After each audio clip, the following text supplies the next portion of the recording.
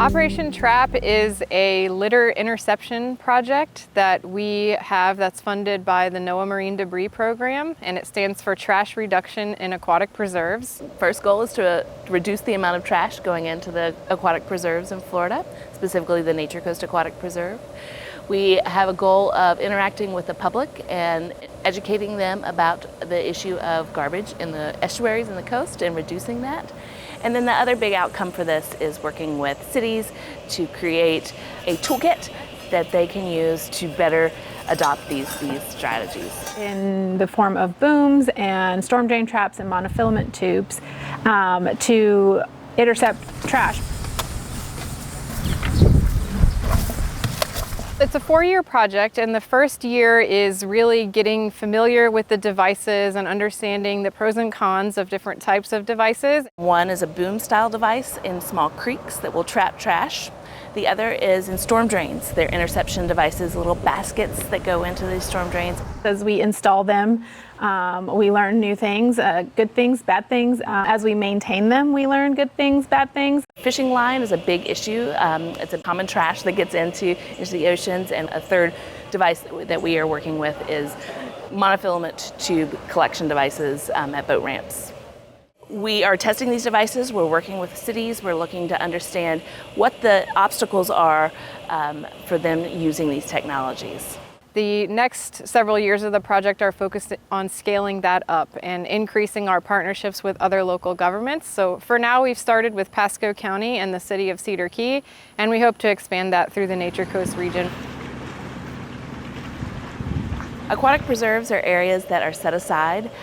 They are meant to be used recreationally and commercially, but we are protecting them from further degradation. And they are basically special submerged areas of our state that are deserving of higher protection and focused research and monitoring. We have aquatic preserves here in Cedar Key all the way down to Pasco County that we are focusing on. And we have a relatively new aquatic preserve in our region called the Nature Coast Aquatic Preserve that was designated in 2020. We have a long relationship with the Florida Department of Environmental Protection. They're the ones that manage the aquatic preserves. Together we have created a management plan for the Nature Coast Aquatic Preserve, and that management plan identifies trash as one of the key issues that we need to work on. 1.030. Okay. Our website has totals of all of the garbage that we've collected from both of these trash interception devices. Some of the things that we see in the creeks that we have our booms in, we've caught anything from a plastic truck bed, some desks, it's just interesting to see what ends up in the waterways. Plastic debris is the most common, and similar to global trends, we're seeing cigarette butts as the #1 most common item that we've collected so far. Do you guys have a cigarette butt aisle? Oh yeah. I found, the first time we did this one, I found 80, or maybe it was 90 cigarette butts in this one container. Wow. The amount of cigarette butts is shocking, and I think folks don't tend to realize that those are plastic. They're not biodegradable, and things that we don't want in our oceans. We try to educate those that walk by and see what we're doing, and educate them on the project and the things we're capturing, and we're trying to educate folks at different types of events just to let them know not just what the project is doing, but how and ways they can help. Educating them, hopefully once they see all of this trash, they'll make better decisions about single-use plastics and making sure their trash gets put in places where it doesn't end up in the ocean. Found a lot of whole, those vapes, the e-cigarette things, the whole entire ones. Once trash gets into the ocean, it can create a lot of different issues. First of all, it can entangle wildlife.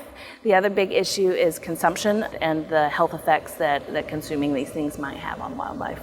A lot of our stormwater systems actually do have a lot of use by birds and reptiles and even fish and amphibians at certain times of the year. So even though these are often human-constructed systems, wildlife are still present and using them, and the debris definitely presents a risk to them. The traps are working, and it's great to do, to see what we're collecting and how much we're keeping out of the waterways, but it's also a little disheartening on how much is getting in, and knowing that we do not have a trap or a device at every single creek or water body that leads to the aquatic preserve, so we know there's still some coming out.